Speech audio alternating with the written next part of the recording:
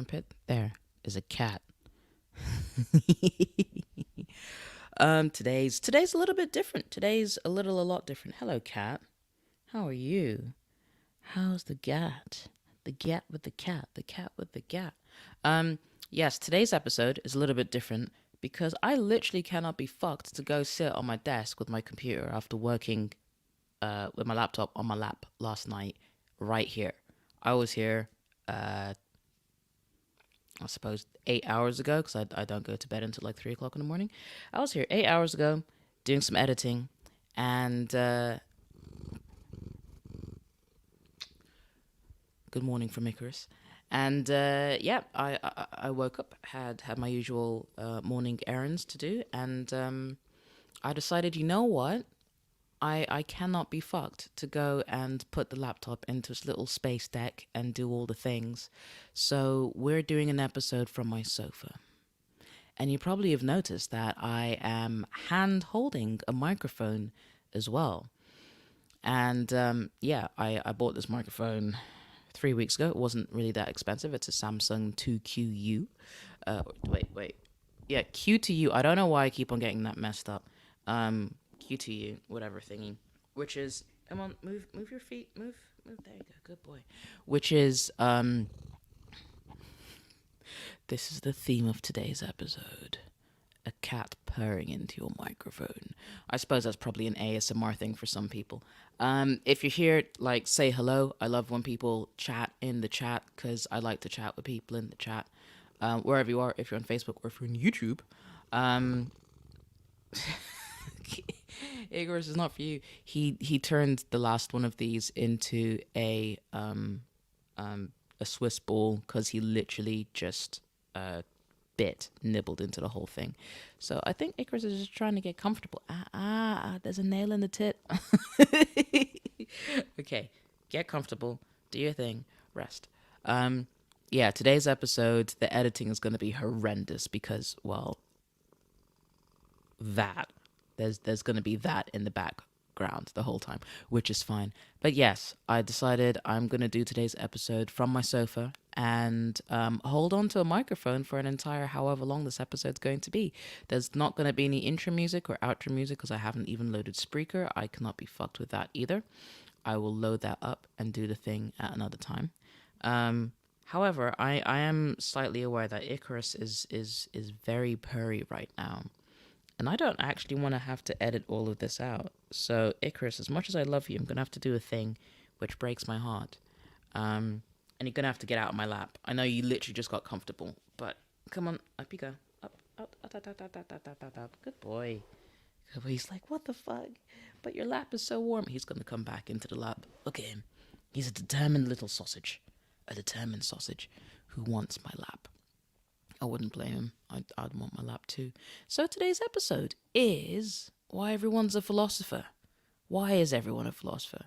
And the something bombardment we get, casualties as to being myopic. So this episode actually, the idea came to me when I literally was falling asleep, and I wrote it in my phone because I thought, yeah, I'll remember it when I wake up, and the other part of my brain is just like, you don't remember shit. So write this on your phone right now as you're falling asleep, because if you don't, then you won't have an episode topic. Like, I've got other episode topics up there. Don't get it twisted. But he's coming for the lap. But the fact still remains that, it's a cool topic. Like, everyone definitely is a philosopher. And I'm gonna, lightly share my opinion as to why everyone should be a philosopher. And if you're sat there going, oh, I don't think I'm a philosopher, I'm not, Seneca or a Stoic or Montaigne or whatever, it's like, you are. And everyone should definitely jump in on the whole kind of philosophy aspect of stuff. Because life is boring otherwise. Like, if you just decided things are the way they are because that's just the way things are. Like, okay, but what if they're not? What if they could be something else? What if you left your village. Stop having a village mentality.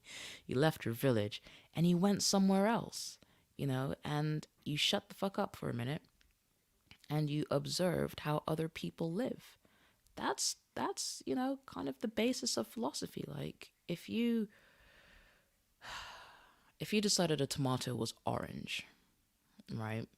And you went somewhere else and they said no, tomatoes are green, and then someone else said no, tomatoes are red, you're all right because you do get green tomatoes, you do get red tomatoes, and you do get orange and yellow tomatoes, right? Shiggy, what the fuck? This is exactly the thing. Like being able to expand your mind into just weird hypothetical situations that encourage you to also kind of have hypothetical conversations. It's so much fun, and I think it's really, really important that people do this. Hey, Tega, what's going on? Exactly. So I like this. This is important. All right, so some people can't think that way, though, or maybe more accurate to say they are scared to explore the unknown, which is very, very, very, very true. And I think, if you're a person who has no problem talking about green, yellow, and red tomatoes, encourage other people to do it too, right? I remember when, God, which time was it? I think it was my first boyfriend at university, and he's from a little town called Leek in the middle of nowhere.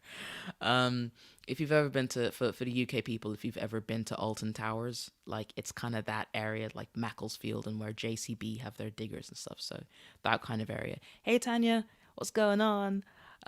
So he was from there and he lived up there and he was dating me. So white dude, little village white dude, me, international fucking maniac. Dutch Kenyan who doesn't sound Dutch or Kenyan, sounds more American, only lived in the States for like 10 months when she was 4 years old. Ends up dating this dude. Lovely dude. But like going up to Leek was an eye opener in the sense that like I've never really fully experienced like a little village, of things. I've experienced little villages in Kenya, but I'm black, so like there's that kind of comfort. But I went there, and not many black folk or Asian folk, not many of anyone out there, and his parents were not keen on black people. And he told me, he's like, look, my parents, have never really dealt with like black people before. And I'm like, okay, cool. And he's like, my cousin is racist as fuck. He does not like black people. I'm just like, bet, let's go. I know I've told this story at least twice before. And Icarus, no, don't do it. He wants to go into his poop cabin. And I'm not going to let him. Icarus, oi, no, no, don't do it. Don't go into the poop cabin. He's, Icarus. No, he's doing it. I literally just changed it this morning. You know what's gonna happen now. We're gonna have like 2 minutes of silence, and then he's gonna scratch for the gods. Category is cat litter. Let me squeeze a little bit of this story out before he decides to do his usual scratching bullshit. So I go up.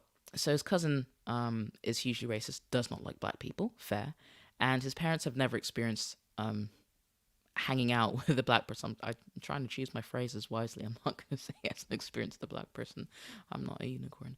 I am, but not in that context. So I'm like, cool, this is fine, this is whatever. And rather than going in with this kind of... This is Icarus, by the way. He has a poop cabin. If you haven't seen his poop cabin, I can't be bothered to turn my laptop around. He basically has a little cave with a plastic front to it, and he will scratch everywhere to try and cover whatever is going on in there. And he's turning around in his poop cabin, and now he's scraping the other side, and now he's moved around again, and he's scraping... Oh, he's found a mother load of cat litter now.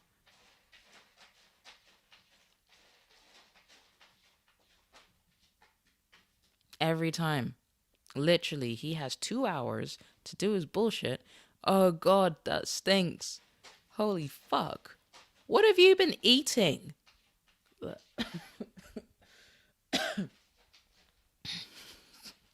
I'm glad that this is the peak time. There's like lots of people who've decided to just jump in and see what the hell is going on. And it's right as my cat is taking a shit and scratching. Oh, Jesus. Fuck. This is also why I don't do my podcast from the sofa and I usually do it from the space deck, because I have distance and like the windows are usually open, but because of this microphone not having like a filter around it, I've had to close the windows. This is gonna be emotional. Jesus fuck. Icarus, finish your poo so I can finish the story. He's looking at me. He's literally looking at me. He's like, fuck you. Fuck you, I'm having a poo. And I'm gonna cover it. Fuck your feelings. And in fact, I'm probably gonna have a second poo just to spite you. This is the content you guys come in for, folks. Yes, 45 minutes of me commenting about my cat pooping. Yes, I'm talking about you. Are you done? He's not done. The only, like, obviously, the reason why I'm stopping is because is because all of this gets edited out for the actual podcast. So you guys get the special flavor of like my life, which is involving Icarus walking around in circles in his little poop cabin, deciding if he has sufficiently covered his duties or not. Icarus, you done? Bro. Now you're just scratching for no fucking reason. And then you're gonna literally jump out and then run around and meow as if you've been abducted. Oh, he's making the face like he's having another shit. Icarus. Yeah, no, he's totally gone. He's not looking at me at all. I'm sorry. Like, this has literally been what, we're 12 minutes into this podcast, and about 5 of those has been me commenting about my cat in his little poop cabin. Now if I move that, the microphone will disconnect. Hey, okay. So I'm just mentally trying to hold on to where the hell I was. I was talking about vegetables. No, I was talking about leek. Okay. And the first boyfriend at uni, because we're talking about philosophy, and there's a story that I really want to share. Mike, this is, now he's just like pushing the plastic like door and just being a real dickhead.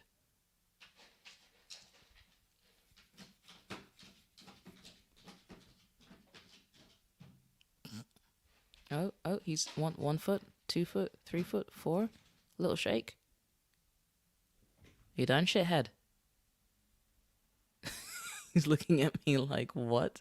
What the fuck? Yay! Okay, so Icarus has finished doing his shit. I swear to God, if he goes back in, I will be so upset. So, the stage has been set. He does. He literally, he knows exactly when I'm podcasting. And I think that was punishment. That was extra long punishment because I denied him my lap earlier, right? So he got comfortable and he was purring and everything. And he's like, I'm set. And now, like, I can do this, I think. There. He's like, what? I don't know. I haven't done anything. I'm innocent. All right. So back to podcast vibes, because, you know, that's why we're here. And that's why I'm sat here for like the next 45 minutes. What are you doing now? Like, you have scratch poles. Why?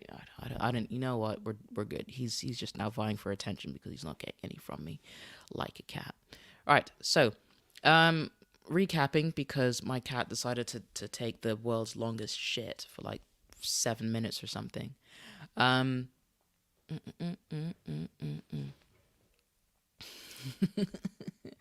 So I went up to Leek, right? And fully aware that, you know, his parents aren't keen on black people, and he has a cousin who hates black people. And I'm a black person, obviously, and I didn't care. I'm like, whatever. you guys have your opinions on black people, but you haven't met me. So it's this whole idea of generalizations versus nuance. It's like all black people are bad. It's like all white people are colonizers. They're both lies, right? Not everyone's a colonizer.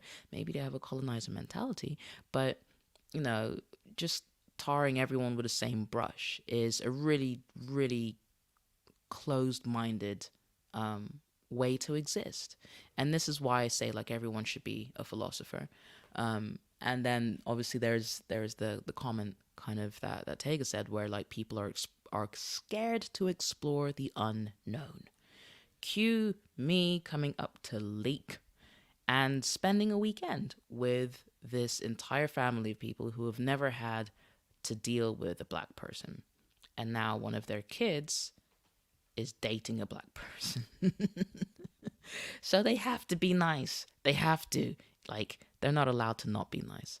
So, I go in humble as pie. I don't really say much about anything because I'm trying to figure out who these people are. Like, are they going to be verbally attacking me and calling me the N word every couple of seconds and, kind of just slurring me to an inch of my life? No, they were very polite. I was very polite. And I was just like, okay, so let's talk. And we did, and we had conversations about this and that, and it turns out obviously that they had an uncle or auntie who did something in Kenya, which always happens, Kenya, and called it Kenya. I'm like, oh, you're one of them types. Okay, cool. Kenya it is, and Tanganyika, right? Ooh, hey Gertrude, get out the hot pomegranate tea. We're going to go watch the rhinos down in Aberdare Country Club. Some of those things are actually a thing, by the way. So, being able to understand where they come from just because of where I've come from meant that the conversations weren't actually that bad. They, after a while, they're just like, you're all right for a darkie, was a phrase they said. And I could quite easily have kicked off and just been like, why the fuck would you call me a darkie? Da, da, da, da, da. But no, I understand. Yeah, Kenya, absolute Zimbabwe, Tanganyika. I could quite easily have kicked off and, told them like, you don't say that, you can't call me a darkie, da, da, da, da, da, da. No, but understanding these folks have never interacted with a black person in person. They've probably walked by them, probably been verbally abused by a group of them, because that's a thing, but that happens everywhere. All children are pretty gross when they're in their little groups. Watch them on TV, watch them been stereotyped, or whatever. And then there's their own kind of social biases where they are around like-minded people, and they, if they're talking about people of color, they will have their phrases, fine. Honestly, fine. That's the way things are. And if you understand them and then you go in like a little drop of water and then you freeze up and you expand and you kind of start taking room up in their head, they start realizing that what's going on probably isn't a good idea. And that's what I did. So they're like, you're all right for a darkie. And I'm like, I'm not a darkie. Remember? They're like, oh, sorry. What should we say? Perfect. I'm like, you can say Kenyan, because that's what I am. You can say a black person, and that's what I am. And this was in a time where POC didn't exist. A person of color didn't really exist as a common phrase, nor did BAME. And BAME drives me mad. I hate the phrase BAME as a black person. Like, if I wanted to be anything, I would be Bane, right? And I would like have fun just having a nurse and telling you that you are inevitably going to end. But that would end up sounding more like Kenny. So BAME drives me nuts. Like, I'm black. That's what I am. I'm a black person, right? I'm not a darkie. I'm black. End of.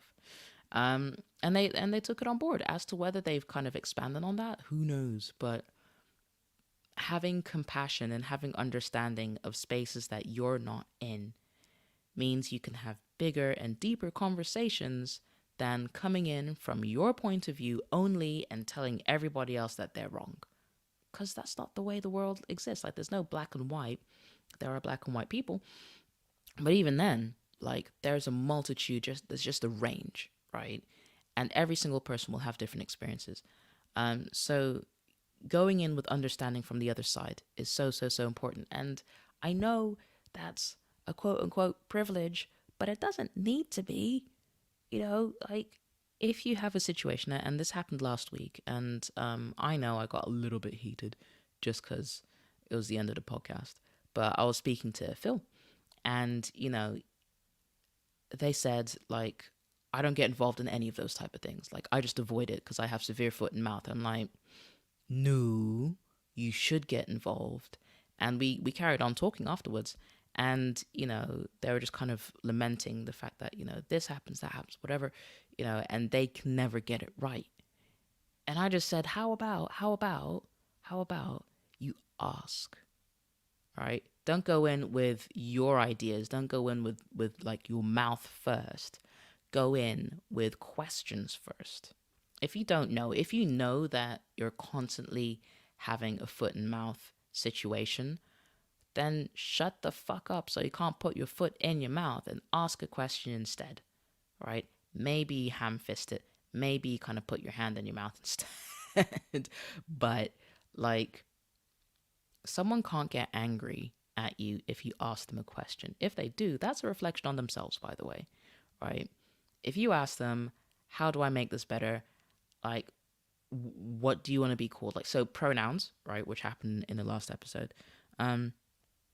People get upset over pronouns, and I'm just like, just say what's your pronoun, right? Don't get upset. Don't put your opinion so far up your ass like you think it's literally mint coming out of your mouth, right? Um, my man Damien. Like okay, Damien's funny. Damien's a cool cat, so don't worry. He's all right. We're not talking about fisting, Damien. I mean, context considering the second you arrived, it probably would sound like that. But no, it's more like opinions and suppositories than than fisting. We are not having that conversation. Although I was talking about unicorns and my boyfriend's parents earlier, so anything goes, I suppose. But no, we're talking about philosophy, obviously, and how everyone is a philosopher, right? And they should be, because having one kind of view on the world is a bad idea, right? And I was kind of closing an example whereby if you find you get foot in mouth all the time, not the disease, just like you try and say something and you ham it up and you just fuck it up, just shut the fuck up and just ask a question, right? Stop making statements, ask questions, because like that's how you get a little bit further forward. And then if something doesn't agree with you, then that's when you have the conversation. And literally my understanding of philosophy, because I've been reading all sorts of random things from the age of, I don't know. My parents had books in our house that I didn't understand at the time, but I understand one of them was a medical dictionary, which explains a lot of things, and a couple of other ones were like the Britannia encyclopedias and other weird mahogany colored books. I can't remember what they were, but they had big fancy words in them and ideas and stuff. And I asked my dad about them, and he would try and explain them, and then I'd just be like, I'm gonna go play outside because I don't understand the words coming out of your mouth. But I later understood that those were philosopher books, like classic, contemporary classic philosophy things that my dad was into. My mom not so much. So when you when you grow up, who grows up? No, nobody grows up. Um, Being able to ask questions, I think, is one of the better things you can do, just to understand the world a little bit more. If you're happy in your little bubble, if you're happy where you are in the world, and you're happy with things just being the way they are because that's the way they've always been, have fun. I accept that.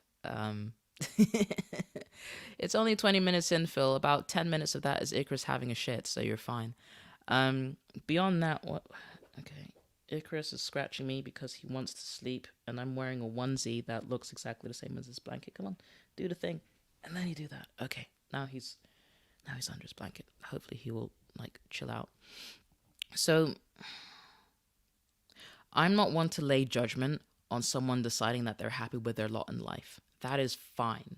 And if people get upset with people who are happy with their lot in life, they need to have a bit of a reflection moment too. Because, like, when someone's happy with what they've got, that's insane. Like, everyone else, if they're passing an opinion or something about it, they're low key jealous, right? Because if you take on what the world tells you, right, it's basically um, you're not happy until you get this. You're not happy until you get that. You're not happy until you're not happy until you're not happy until. And someone's decided that they're happy, and then we're all just like, motherfucker, how do you get to be happy? Like packing boxes for Tesco's, like earning this kind of wage, living in this kind of house, and having like tiny little kind of things that you're cool with, and maybe get a holiday down to Cornwall once or twice a year. Like, that's not fair. You're not allowed to be happy. Like, I'm living in a £2,000 one-bedroom shit box in London, and I can barely make my bills. Like me, I'm not. I don't live in a £2,000 shit box. I live in a £500 shit box. It's great. I get to fuck up all the time, and I can still afford. Um, I can still afford it. So interesting. So Phil has just posted this up. So no one is happy being stuck in a rut. It's just a grave with the ends knocked out. To human is growth, which is interesting. But I will question. I wouldn't counter. I will question. When you say stuck in a rut, right? What if that person doesn't feel that they're stuck in a rut? What if that person is genuinely good? You know, what if that person is literally just like, that's my lot. I am happy. You know, I get to do this, I get to do this, I get to do this. And that's it. And I'm happy with that. But we would view that as being stuck in a rut. Like if someone is happy stacking boxes in their local supermarket because that affords them the ability to say hello to all their favorite people in the village. They're the ones that static. Everyone else moves around. They get to vicariously live through their people's stories and stuff. Like the one that's the international go-getter who gets to fly around and comes back with these stories about when they went to Bali or when they went to Australia or whatever. And they're aware they have a cousin in Australia, but they don't really like flying. So, you know, they're good. Like the genuine statement of being good really upsets some people. So yeah, if someone does feel they're stuck in a rut, then the onus naturally is on them to grow. But if they are not stuck in a rut and they are genuinely happy, like that's good too. They're allowed to be. They should be. If they're not, then you know that's where growth happens. So, um, hey Jim, there's more to growth than repeating the same cycle over and over. Hmm. The international bank. Oh. See, this is why I love having people chatting. This, this. If you don't, okay, I'm gonna TLDR this, right? So the international banker and the fisherman, right? So a lot of us get stuck in this kind of corporate idea of like, you know, climbing the corporate career ladder, blah blah blah blah blah. So let's say I'm gonna ham fist this a little bit, and I don't care because the kind of the end bit still makes the same point. So, you're born, you do the thing, you go into work or whatever, and you know you slog, you do all the hours that like life has given you to get up to the state of like you know being a CEO or whatever. So you work 70-hour work weeks, you have no holidays for years and years and years, blah blah blah blah blah. You work your ass off, right, till you're like a CEO or a director of whatever, just so you can leave, right? Go to another poor, quote unquote, poor country, um, to go and sit and do nothing, right? To go and be a fisherman and like fish and everything. And I've missed the first bit. I didn't think I wanted to add the first bit, but I think it actually makes it nice and a nice full circle. So, because this is kind of me, where you're born and you're like a fisherman's son or whatever, right? And yeah, it's featured in Tim Ferriss, and it's in a few other places. So you're born. I could get the book. Should I get the book and read it from? Should I go get the book and read it from his book, or should I ham fist this one? um, I'm going to use my example. Let's say you're born a fisherman's son, right? And you work yourself out. You work hard out of poverty. And you go out, you climb the corporate ladder, you become this all seeing, all knowing eye, da da da da da. You're working 70-hour weeks, doing the thing. You have all the money in the world, 100%.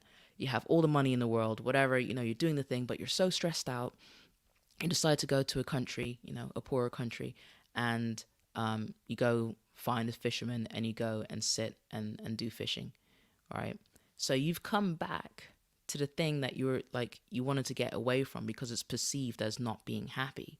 But all we do when we're, you know, anyone, when anyone's done work or anything, they go out and do the thing and then they go on holiday to go and have like 10 massages a day, eat amazing but cheap food, and just live a life of like chilling and not doing anything. I'm probably talking philosophy, really, if you get enough beers down you, or smoke a couple of blunts or whatever. So yeah, the international banker and the fisherman is a really really key kind of story, and I think I'm gonna link that in the show notes. Note to self: put it in the show notes. um and I like this as well, is the fact that happiness is a shit goal, satisfaction is a better one. And I agree with that, because no one can really market satisfaction unless you're in the sex industry. But in like the grand scheme of things, being able to kind of show satisfaction is really really hard. So people opt to show happiness or other fulfillments. There's a book I reviewed by Alan de Botton. I am a full-on Alan de Botton fangirl, by the way, so I'm slightly biased. Is he has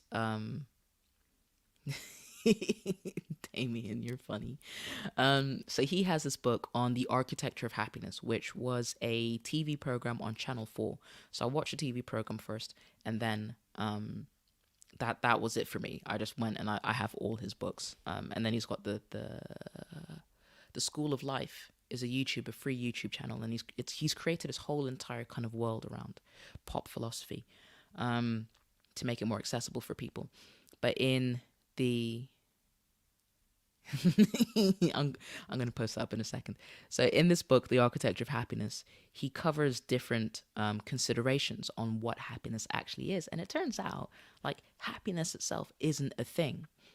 Yes, it is Alain de Botton. An interesting guy. I don't agree with everything he says, but, like, for people who want to kind of start opening their mind a little bit into the idea of pop philosophy and being your own philosopher, it's a good entry, right? So there's I think it's called The Consolations of Philosophy, is a really good one, that I recommend people start reading. The Architecture of Happiness is really good as well. If you want a kind of focal point to start thinking about expanding your ideas and stuff, those are two good. Status Anxiety might make you really depressed. How Proust Can Change Your Life is quite interesting. Essays in Love is a little bit wishy-washy. There's a second Essays in Love, which I haven't even started reading yet. Anyway, lots of books, right? But I bend out of the conversation that I was going in. Too many red herrings. So the Architecture of Happiness kind of has more things, and it alludes to what Damien was saying, is that satisfaction is a better goal to have, because having a group of friends, having people that you enjoy hanging out with, having pursuits that you are focused on, that you are solely interested on, not from a job point of view, not from any gains. It's literally like crocheting boobs because they make you laugh, right? I don't know where that came from, but it's a thing. Or playing guitar badly, but every time you play it, it makes you happy. Like, just those kind of things, just personal things that aren't touched by stupid ass marketing or other people or anything. Way more important than trying to just the happiness thing that happens. So something that Tega wrote that I really enjoy as a concept. I say most of the time that I am happily dissatisfied and watch people's brain melt, which is true. So being dissatisfied and being happy with being dissatisfied goes back to what Phil was saying right? So there is, I do have the agreement. Like if you are stuck in a rut and you feel that you are stuck in a rut and you're okay with that, but you are open to growing, then that's huge, right? So Phil's kind of like, no one is happy being stuck in a rut. It's just a grave with the ends knocked out. To human is growth. Here it is, right? So being happily dissatisfied, I think, is an interesting concept. And Tega is also a fellow stoic human who we have various conversations about just the state of the world, for want of a better phrase. And yeah, having your personal standards is really, really important. Being able to talk about them in a comfortable manner without feeling you're being threatened or terrorized by someone who has a differing opinion to you. That is a room for growth. Um, Pulling yourself away from the idea that there has to be a right or a wrong way is tough, especially when you have conversations with people and they're like, "What makes you think you're so right?" And you're like, "I didn't say that." Like going full Jordan Peterson, like I didn't say any of that. I just had an opinion which counters yours, and I just want to talk about it. But ultimately, you seem to be uncomfortable with the idea of talking about a different opinion or a different outlook to something. And is that on you? Mostly. Is it on me? Probably. But let's have a conversation about this. But like, people just freak out. And that's social media in a nutshell, right? If you ever dip into conversations on political pages, for the love of God, don't. Or maybe have a shot of whiskey before you do, because it's a freaking nightmare. Like, it's absolutely terrible. But going deep into things and pulling it back into the shallow precipice of pop philosophy, everyone's a philosopher. You are a philosopher. Don't be scared of the unknown, to quote Tega from the beginning. Embrace it. You know what you could do? And I enjoy doing this because I had this introduced to me. It was a punishment that we had at media studies if we goofed around too much in class or whatever when I was studying A levels. And our essay punishment, we had to write this, was contemplating the internal integrity of a ping pong ball. That was our essay. Contemplating the internal integrity of a ping pong ball in a media studies class. Okay? No. My phone thinks I'm talking to it. And that, we all laughed and we all found it funny. And I was just like, I want to write that essay. And I think I did once. Exactly. So, this should be the Tega and Shiggy show, because like Tega's literally just throwing freaking knowledge bombs all over the place. So a football coach always used to say, know the plan and work the plan, but embrace the chaos of the journey, which is 100% true. So it goes into the same thing. Like, ask yourself silly questions. Silly questions are the best ones. Ask yourself, how do daffodils know where to lean? Maybe there's a biological answer to it. But between you and your friend, or you and yourself, right in that moment, you can talk about whatever the fuck you want. And you can have fun because it expands your brain. You get to kind of expand on your thinking. And, a hypothesis is just a hypothesis. It's like an opinion. Like, it exists and it doesn't exist, depending on how far you want to go with it. So talk about all the stuff. Shoot the shit. Like, I know, weirdly enough, every single person who's live watching, hi guys, thank you for watching. I appreciate all of you. Hit the like button. Do it. If you haven't done it already. But like the people that are engaging in today's podcast, like I have met every single one of them in person, and we've all shot the shit about all sorts of stuff, right? Alcohol may or may not have been involved, which is fine. Like, in fact, we still chat random bullshit about whatever, even now, just poke fun at each other and just do like, whatever the fuck. Thank you guys, I love you guys. And I think that's really where friendships come from, where you're able to just chat about whatever the fuck, right? Because we're all philosophers. And I think it's our duty. I'm going to wrap it up with this one. There's no songs and music today, by the way, for people who've jumped in at various times. Because A, I'm on my sofa. B, I'm holding a microphone. And I'm holding this white cord, which is my headphones, because I've noticed that this microphone, the body of it actually picks up noise, which I don't understand. Like, it is what it is. So this is me just being a sound engineer. Yeah, so there's no intro or outro music. I'm gonna add that for the podcast itself, which is what I do. So I've derailed too much. I've derailed. I'm glad I've provoked a thought, Martin. Thank you for jumping in. Look, okay, just for those of you who are on here, right? Love this human to pieces. Absolutely random, absolutely random, and I love it. And I am not singing because y'all ain't paying me. You are not paying me enough money for that. Oh god, that was almost a sing song. That was terrible. I apologize. But yeah, so if you have people who don't really who refuse to engage in conversations, you don't need to attack them, right? They're allowed to and it's the canon that keeps on going. God damn. I will write, okay.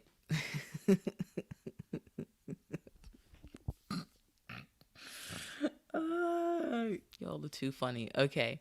I am not adding like now I'm fueling the fire. Like literally these three humans are now doing a canon in the chat of various meme. I have to post this one.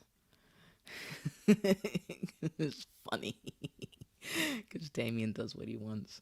But yes, so if you're a person who likes expansive conversations and you are around people who do not like expansive conversations, just be gentle with them. If they don't want to have that expansive conversation, just peace out of it and dance into something else. I'm pretty sure you will find something that people would love to talk about, and it's one of, I call it one of my party tricks. But I go into a room and I'll try and find the least talkative person, and by the end of, I don't know, 20 minutes or something, they're literally just telling me shit about whatever. It can be D&D, it can be their secret card collection of Pokemons, whatever it is. I find all of that fascinating. It's just people don't believe other people want to talk about that kind of shit, and I think that's bullshit. Everything is a conversation. You can counter things, you can talk about whatever you want, and just don't go in with the view to be right or wrong. Just go in with a view to talk and listen. That's it. So I'm going to do my outro. Thank you guys for listening to today's episode. It was an unwielding one that was brought to you by 7 minutes of Icarus taking a shit. If you're on the socials, find me on the socials. You're watching this on Facebook, I love you to pieces, and thank you so much for being here live and giving me the love, giving me the interactions and the derailing. I love a good derail. And seeing how much I can get back on point. I'm on YouTube. Getting Shiggy With podcast is on YouTube. It's on Facebook as a page, Getting Shiggy With. If you want to find me on Facebook, it's Shiggymus. If you want to find me on Instagram, it's Shig. If you want to find me on Twitter, it's also Shig. If you want to find me on TikTok, for the love of God, please don't, because I do stupid shit on TikTok. And yeah, that's today's episode, brought to you from my newfangled microphone and my sofa. And I will see you next time. And that's the done bit for the podcast. Cool. Thank you guys so much for all the lols and the funs and the questions and the queries and the statements. I love it. Jim, good luck. I think I'm literally the Shig on TikTok. And I have so much shit in my drafts. I've got a huge project that I'm doing with TikTok for my DJing stuff. It's gonna be so much fun. It's gonna require so much work, and my entire flat is going to turn into the episode, what episode, no, that the Netflix thing I just watched on Netflix. Is it Joe Burnham Inside? Like, his life that's literally what my flat's going to turn into with this TikTok thing, but I'm actually super excited about it. But I digress. Yeah, everyone's a philosopher. All y'all are philosophers. Whoever you are, whether you're watching this live right now on the tail end of this episode, or if you're watching on the replay, let me know. And yeah, I think I have a backlog of 4 episodes that are going to go out today, which is going to be fun. Love your faces, all of you, and I will see some of your faces soon. Like when this lockdown shit kind of lifts itself up, I'm getting on a train and I'm gonna go see humans. So thank you so much for being here. Really enjoyed it. This episode is fun. Hopefully more people jump in and get involved. And yeah, have a lovely end of your week. I will see you when I see you, probably on social media.